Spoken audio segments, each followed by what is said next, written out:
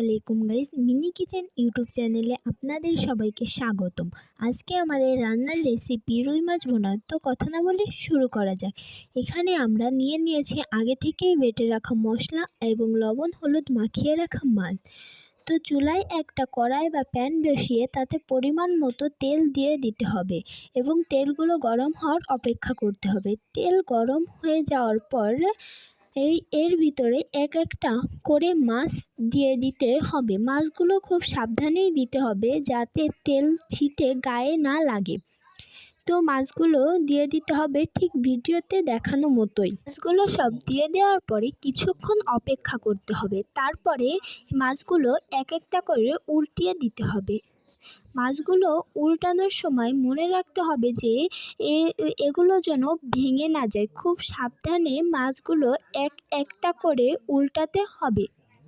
সব মাছগুলো উল্টিয়ে দেওয়ার পরে কিছুক্ষণ অপেক্ষা করে তারপরে মাছগুলো সব এক একটা করে উঠিয়ে নিতে হবে।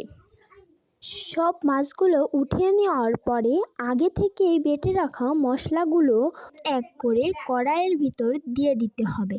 এখানে প্রথমে শুকনো লঙ্কা বাটা, তারপর রসুন বাটা, আরও দিয়ে দিতে হবে পেঁয়াজ বাটা এবং জিরা বাটা।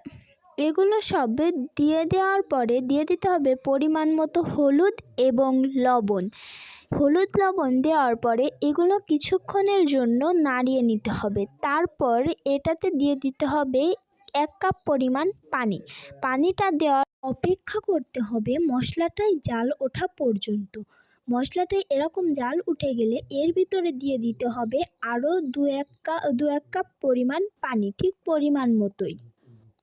পানিটা দেওয়ার পরে আবারও এই মশলাটায় জাল ওঠার জন্য অপেক্ষা করতে হবে।